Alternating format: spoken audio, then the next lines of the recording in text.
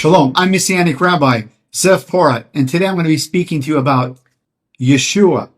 Jesus, our Lord, is our best friend.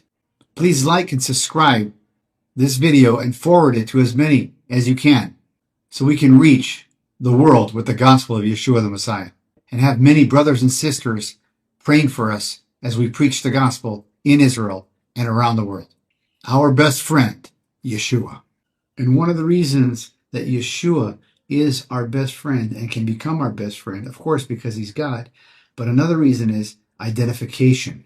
He could identify with us. He went to school, he went through a full life, he identified with us.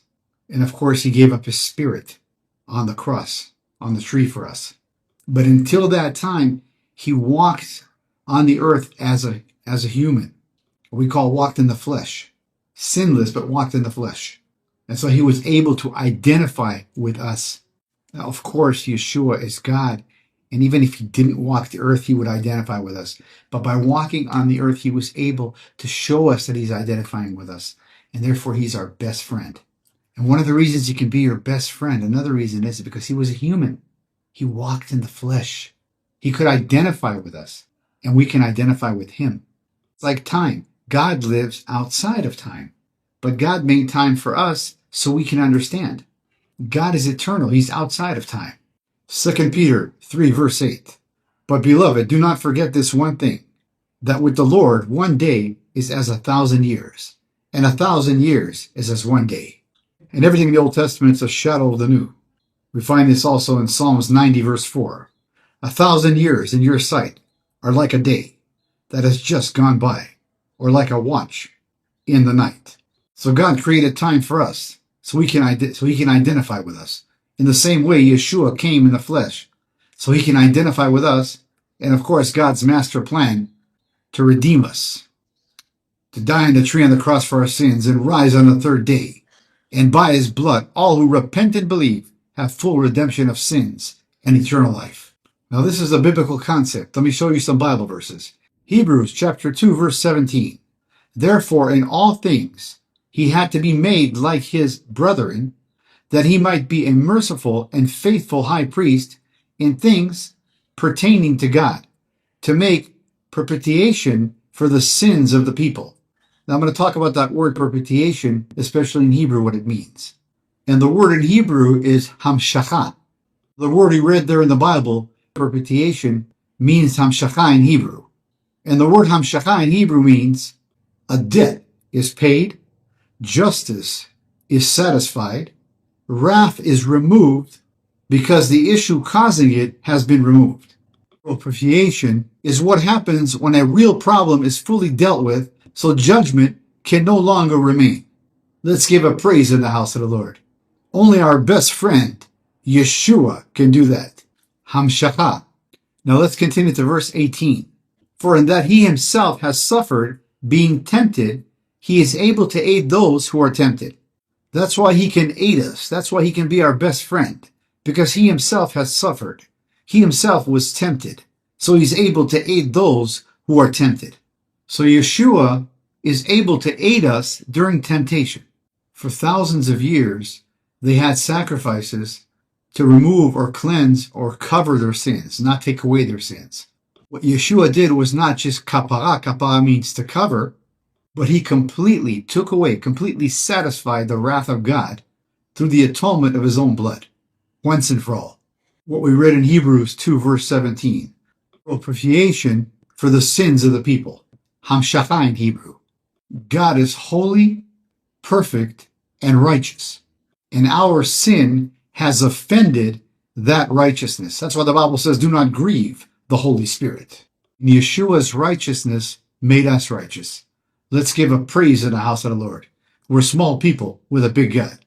God's judgment, God's wrath, has been completely satisfied in Yeshua, in Jesus. Now the Bible says that he's able to aid those that are tempted. Hebrews 4 verse 15, an amazing Bible verse. For we do not have a high priest who cannot sympathize with our weakness, but was in all points tempted as we are, yet without sin. Notice it says all. Every place that you've been tempted, he was tempted. Let's read verse 16.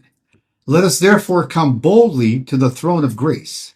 Notice it doesn't say the throne of judgment, the throne of grace, that we may obtain mercy and find grace to help in time of need.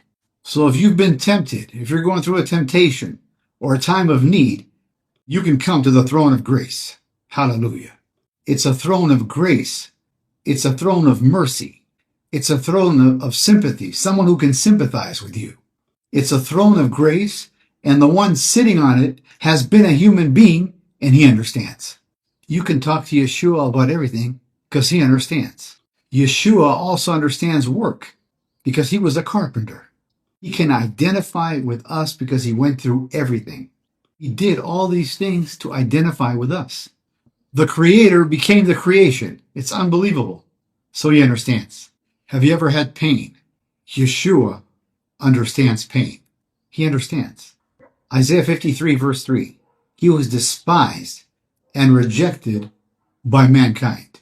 A man of sorrows and acquainted with grief.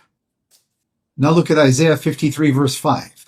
But he was wounded for our transgressions. He was bruised for our iniquities. That's physical pain. So he understands emotional pain and he understands physical pain. He was mocked. He was rejected. Physical pain. They beat him. They put a crown of thorns on his head. And then they nailed him to a tree, to a cross. Enormous pain. Until he gave up his spirit. The greatest gift given to mankind. Yeshua giving up his spirit on the tree on the cross for our sins. And rising on the third day. But until that time, all through his ministry, he understood everything because he was a friend. He went through everything we went through and more. He could identify with us. Salvation came to you and I as a gift by grace, but it came at a heavy, heavy price. Our Lord and Savior was tortured. And that's why the blood of Yeshua cannot be taken for granted. That's why the Bible says, do not trample on the blood. You can talk to Yeshua about your pain, about your sufferings, about your losses, because he understands. He understands physical pain, and he understands emotional pain. Yeshua really understands. He became a human being. I want to encourage you, whatever you're going through, whatever you went through, talk to him, pray to him. He loves you. He can identify with you because he went through everything you're going through and much more. Our best friend, Yeshua, who walked in the flesh to identify with us and, of course, to fulfill the greatest gift given to mankind, salvation.